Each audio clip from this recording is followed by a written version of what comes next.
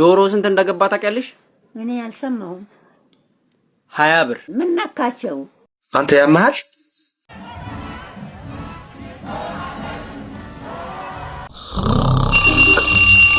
ኢራን ተቆሰችው ሙርሺዳ ምንድነው የምትለው? አርቲስት ገነት ብዬ ለመጥራት አሁን እየተቸገርኩ ነው። ወይዘሮ ገነት አዛ ተመስራት ወጪም ነው ያላሳለው በአለጌ ነውራም በአለጌ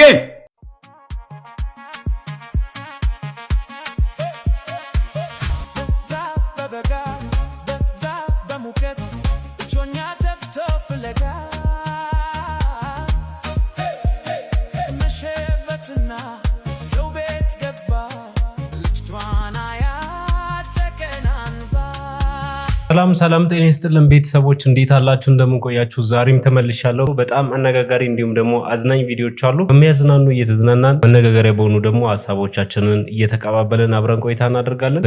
እስከ ቪዲዮ መጨረሻ ድረስ የትም እንዳለ ምንድነው ባጃጁ አይሄድም? ነዳጁን ብረቅጠው ከቅድም እስካሁን። አረ ቆይ ጠብቀኝ ልክተበው ጎማውን። ብራዘር 250 ይዘሻል? አዎ ዝርዝር ፈልገሽ ነው? አይደለም እኔም 210 አለኝና ተመሳሳይ ብር ከምን ይዝ ለምን ቼንጅ ቼንጅ ንቄ አንድ 10 ያበደ ሐሳብ አይደል ዳቸው መጣሽ እንዴ? አሬ መቻዳዳሪ አንድ 50 አንድ 10 ማለት ነው። ይመሰላም ሽም ዛዳዳሪ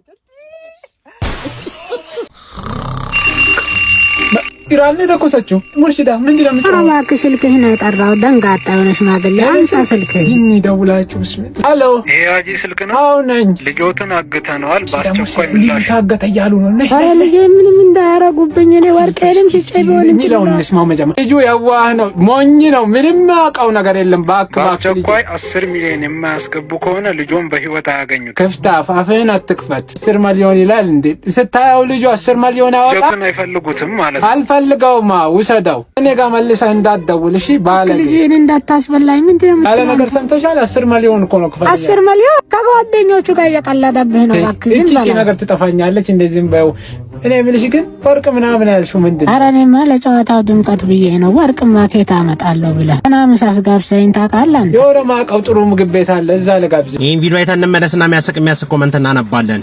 ዶሮ ስንት እንደገባ ታውቂያለሽ? እኔ አልሰማሁም። 20 ብር። ምን ነካቸው?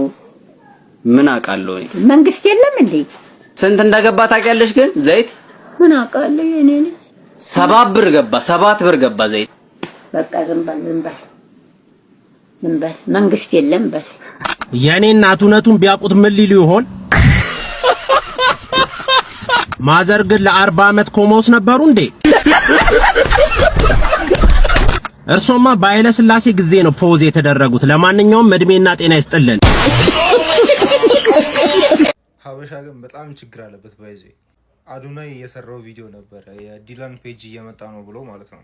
እዚህ ኮመንት ላይ የመጀመሪያው ኮመንት ምን ይላል? ባገኘሁት የላይክ ብዛት እሰግዳለሁ ላይክ ግጩኝ አለ ማለት ነው። ህዝቤ 10900 ደርሷል። ምን ሊሆን ነው እኔ ልጅ ማለት ነው። ኢቨን ሪፕላዮቹ ላይ ላይቭ ይሰግድልን እያሉ ነው ማለት ነው። ጀለስ መጠንጠጡ ነው። አርቲስት ገነት በፍጹም መረሳት ከማይፈልጉ ርጭ ስላልወድም አይነት ሰዎች ውስጥ የምትመደብ ነች። አየር ለመያዝ ተሰሚነት ለማግኘት ላይክና ገንዘብ ለማግኘት የማይፈነቅሉት ድንጋይ ከማያጡት ጎራ የምትመደብ ነች።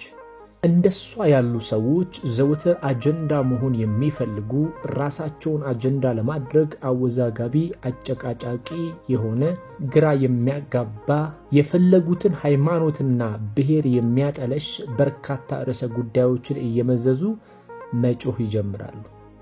ሃይማኖት አይለዩም፣ የሀገር ባህል አይሉም፣ እግዚአብሔርን መፍራት አይሉም፣ ወዳጄ ነው ራሱ አይሉም። ይሄ ክፉ ድርጊቷ በወዳጅ የገነት ጉዳይ ከዚህ ቀደም ተነስቷል። እሷም መልስ ሰጣለች። ነገር ግን ብዙ ሰዎችን አስቆጥተዋል። ምን አይነት መልስ ሰጠች ወይዘሮ ገነት የሚል አርቲስት ገነት ብዬ ለመጥራት አሁን እየተቸገርኩ ነው። ወይዘሮ ገነት እባክዎትን ማይኮን ይስቀሉ። እባክዎትን ከነ ክብሮ ሌላ ስንት መተዳደሪያ እኮ አለ። በብዙ ነገር እኮ መሸቀል ይቻላል። በብዙ ነገር መነጋገር ይቻላል። እና እባክዎትን መራገብ የማይገባውን ነገር አያራግቡ። የሚያራግቡ ለምንድን ነው እንደዚህ የሚያደርጉት? ወይዘሮ ገነት እርሱ ባለትዳር ኖት፣ ባለትዳር ኖት፣ ልጆች አሉት እና ህዝቡ የሚሰጠው ኮሜንት ለቤተሰቡ ጥሩ ነው ወይ? አንተ ነህ የተምታታበት መግለጫ ሰጥቷል፣ ይቅርታ ጠይቋል። እኔ እንደውም በመዝሙር ነበር የሰራውለት ይቅርታ ይቅርታ የኔ አባት ይቅርታ የሚል መዝሙር ያውታሩ ከበደን ከትቼ ነበርና ያው በቃ ልጁ በብዙ ህመም ውስጥ በብዙ ስቃይ ውስጥ ነው ያለው። ወደ ሚዲያ ግን እንዳትደርስ፣ ሚዲያ ጋር በቃ አትምጣ። በተለይ እንደነገነት ጋር አትምጣ፣ ይሄ የሚያራግቡ ጋር አትምጣ፣ አንተን የሚያሳስቱ ጋር አትምጣ። እኔ በበኩሌ ይቅር ብያለሁኝ። ከፓስተር አይደለም ፕሮፌት ነው ብለሃል ደግሞና እኔ ዞሮ ዞሮ ይኸውልህ አንተ ነህ አሁን በብዙ ችግር ውስጥ ነው ያለው። እኔ ኦርቶዶክስም አይደለህ፣ ጸበል ግባ፣ በቃ ጸበል ግባና ትንሽ መንፈስህን እንትናል ፎርማት አድርግ። በቃ ፎርማት መደረግ አለብህ። ጸበል ኃይል አለው አለ። ስለዚህ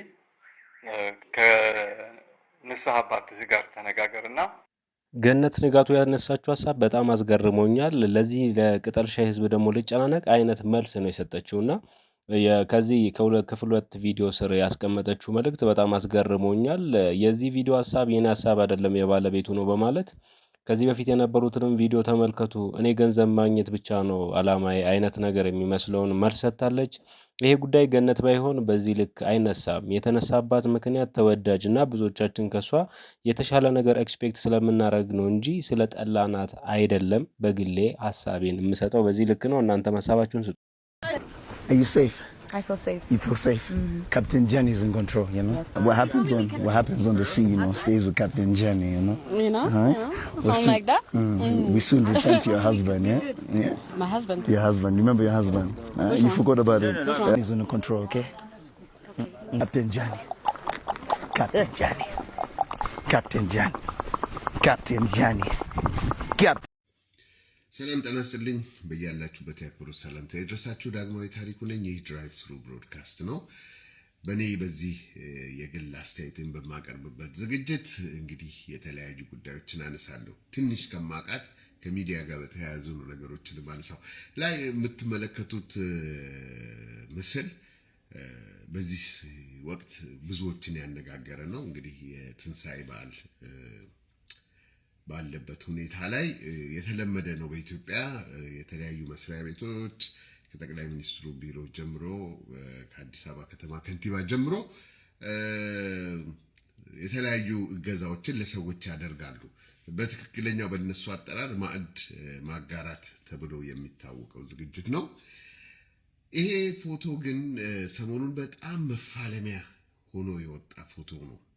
እዚህ ላይ የምንመለከታቸው የጠቅላይ ሚኒስትሩ ቢሮ ሰራተኞችና ሌሎች ደግሞ በጠቅላይ ሚኒስትሩ ቢሮ የሚያሳድጋቸው ልጆች እንደሆኑ ከዜናዎች ቀርቧል።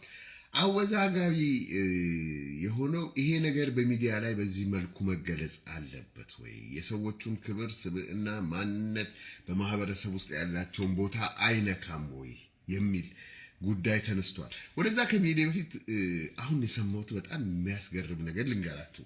እዚህ ስዕል ላይ ካሉት ሰዎች፣ እዚህ ምስል ላይ ካሉት፣ እዚህ ፎቶ ላይ ካሉት ሰዎች በጣም አነጋጋሪ የሆኑት ነጭ ኮት የለበሱት ሰው ናቸው። አንደኛ አቋቋማቸው በሀዘኔታ አንገታቸውን የደፉበት ሁኔታ ለብዙ ትርጉሞች የተጋለጡ ነገሮችን አምጥቷል። ዛሬ የሰማሁት እንግዲህ አንድ ለብልጽግና ቅርበት አለኝ የሚሉ ሴት አይ ሰውየው አስተማሪ አይደሉም፣ የካፌ ሰራተኛ ናቸው። ምንም ሆኑ ምን ጉዳዩ እሱ አይደለም። እዚህ ቦታ ላይ ይሄንን ማድረግ ያስፈለገበት ምክንያት ምንድን ነው? ግቡ ምንድን ነው? ሰዎቹ ለምሳሌ መንግስት ሰራተኛ ሆኖ ተቀጥሮ የሚሰራ ሰው በተለያየ መንገድ ሊታገዝ ይችላል። አስፈላጊ ይሆናል ወይ? በእንዲህ አይነት መንገድ ማሳየቱ አስፈላጊ ይሆናል ወይ? እነሱስ ወደ ቤታቸው ሲሄዱ ወደ ማህበረሰቡ ሲመለሱ አይጎዳቸውም ወይ? በማህበረሰብ ውስጥ ያለውን ቦታ አይጎዳባቸውም ወይ ብለን መነጋገር እንችላለን። በተለይ ልጆቹ በጓደኞቻቸው መጠቋቋሚያ አይሆኑም ወይ የሚል የሚነሳ ጉዳይ አለ። እኔ ይህንንም ጥያቄ አነሳለሁ። የተከናወነውን ተግባር ለመንቀፍ ሳይሆን በሌላ መንገድ ማድረግ አይቻልም ወይ? ይቻላል። በብዙ መንገዶች ማድረግ ይቻላል። እንደውም እኮ የአሰጣጡን ሂደት እንግዲህ የሰዎችን ማንነትና ፊት ገጽታ በማያሳይ መልኩ ዜናውን መስራት ይቻላል፣ ወይንም በምስልም በፎቶም ማውጣት ይቻላልና እንደዛ ለማድረግ ያልተፈለገበት ምክንያት ግልጽ አይደለም። ይሄንን ወስደው ደግሞ ለተለያየ ለፖለቲካ ዓላማ ለመንቀፍም ለመደገፍም የተጠቀሙበት ሰዎች አሉ። እሱም አግባብ አይደለም። እኔ ሰዎች እርዳታ ሲሰጣቸው መታየት አለባቸው ወይንም ይሄ ተግባር ፐብሊሳይዝ መደረግ አለበት ብዬ የማምንበት አንድ ምክንያት ብቻ ነው። አንድ ምክንያት። ያ ምክንያት ምንድነው? ሌሎች ሰዎች እንዲረዱ ለማነሳሳት ከሆነ ብቻ ነው። እንዲህ እየተደረገ ነውና ሌሎች ሰዎች ደግሞ አስተዋጽኦ እንዲያረጉ ለማነሳሳት ያ ቢደረግ ትክክለኛ አካሄድ ነው። ሁለተኛ ደግሞ የራሳቸውን ገንዘብ የሚሰጡ ሰዎች መብታቸው ነው። የራሳቸውን ገንዘብ ከኪሳቸው አውጥተው ገንዘባቸውን የሚሰጡ ሰዎች በፈለጉት መንገድ መስጠት ይችላሉ። ሕግን እስካልተላለፉ ድረስ በፈለጉት መንገድ መስጠት ይችላሉ። ባደራ ስጡ የተባሉ ሰዎች ግን ልክ ከራሳቸው ኪስ ደግሞ እንደሚወጣ ነገር ማስመሰልም የለባቸውም። የሁሉ ነገር የሰዎች ህይወት በእነሱ እጅ እንዳለ ማሳየትም የለባቸውም።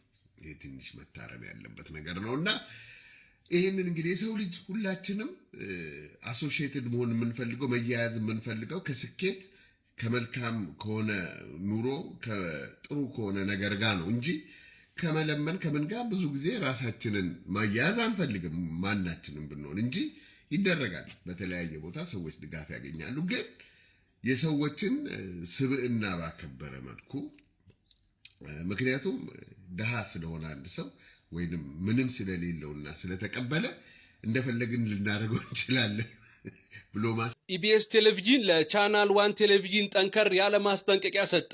የኢቢኤስ ህጋዊ ወኪል እንደሆነ በገለጸው ሲልቨር ስፕሪንግ ፕሮዳክሽን እና ፕሮሞሽን በኩል በቻናል 1 ጣቢያ በስንቱ ሲትኮም ድራማ ላይ የቅጂና ተዛማጅ መብቶች ጥሰት እየተፈጸመ መሆኑን ጠቁሟል። ድርጅቱ በጻፈው ደብዳቤ በስንቱ ወይም ነጸብራቅ በሚል ስም የሚጠራው ተከታታይ ድራማ ባለቤትና ኤክስኪዩቲቭ ፕሮዲዩሰር ኢቢኤስ መሆኑን ገልጾ ይህ የኦዲዮ ቪዥዋል ስራ በኢትዮጵያ አእምሯዊ ንብረት ጽሕፈት ቤት ተመዝግቦ ህጋዊ ጥበቃ የሚደረግለት መሆኑን አመላክቷል። ሲልቨር ስፕሪንግ ቀደም ሲል ከአብሪኮ መልቲሚዲያ ጋር በነበረው የስራ ግንኙነትና የውል ስምምነት መሰረት ስራውን በሀገር ውስጥም ሆነ በውጭ ሀገር የማሰራጨት የመጠቀምና በማንኛውም የቅጂ መብቶችና ተዛማጅ መብቶች ላይ ብቸኛ ባለቤት መሆኑን ገልጿል። ይሁን እንጂ ቻናል 1 ኢትዮጵያ ድራማውን በጣቢያው ለማሰራጨት ዝግጅት እያደረገ መሆኑን በተለያዩ መንገዶች ማወቁን ገልጾ ይህ ድርጊት በህግ ጥበቃ የተሰጠውን መብት የሚጥስና የማይተካ ጉዳት የሚያደርስ መሆኑን አስገንዝቧል። በመሆኑም ቻናል 1 ከህግ ተቃራኒ ከሆነ ተግባር እንዲቆጠብና በአፋጣኝ ማስተካከያ እንዲያደርግ እንዲሁም ማስጠንቀቂያውን ተላልፎ እንቅስቃሴውን የሚቀጥል ከሆነ ተገቢውን የህግ ሂደት በመከተል ክስ እንደሚመሰርትም አስታውቋል። በኢቢኤስ ቴሌቪዥን ጣቢያ ሲተላለፍ በነበረበት ወቅት ከፍተኛ ተወዳጅነትን ያገኘው በስንቱ ሲትኮም ድራማ በቻናል 1 ላይ ከበዓል በኋላ እንደሚሰራጭም ተነግሮ ነበር። የጠፈር ተመራማሪዎቹ በሰላም ሲመለሱ እንግዲህ አቀባበል ተደርጎላቸዋል። በጣም ድንቅ ነበረ። በታሪካችን የተመለከትነው ትናንትና ምሽት እንግዲህ አራቱም ጠፈርተኞች በሰላም ባህር ላይ ወርዶ በሰላም እንግዲህ ወደ ምድር መቀላቀላቸው ተገልጿል። የዓለም ትልቁ ዜና ነው የነበረው። Oye, sube el volumen. Se siente la vibra, la noche se activa. Dale, que David Matthew ya está en la cima. Llegó el momento. David Matthew conmigo, dale. David Matthew, yeah. David Matthew. ድንጋይ ሲያሞቅ ነው የሚውለው ብለሽ ንቀሽ እኮ እሷ የሹገር ናት ብለህ ንቃት ከሆነ እንዳትንቁ ልመክርሽ ነው የመጣው። እንዳትንቃት ልመክርህ ነው የመጣው። በስሙ ድንጋይ ያለው ሰው ነው። በስሟ አይፎን ያላት ሰው ነው። አንቺ ያለሽ ድንጋይ? አንተ አይፎን አለ? የለህም። አስተሳሰቡስ ብትይ ችሎታዋስ ብትይ አንደኛ ሐሳብ አጣጣሉ፣ አንደኛ መንጠልጠል መቻሉ፣ ሐሳቡን ሳይሞት እንዲህ በቁሙ እያለህ ጣል አድርጎ ችሎታዋን እንዲህ በህይወት እያለች በቁሟ ሽማግሌ ላይ ተንጠልጥላ በዘፍዘፍ መቻል ማለት አለመውደቅ ማለት። ሌላ ምን አደነኩለት? አቀማመጡን። ሌላ ምን አደነኩላት? አለማፈሯን። ገርጣ ቂጦ ድድ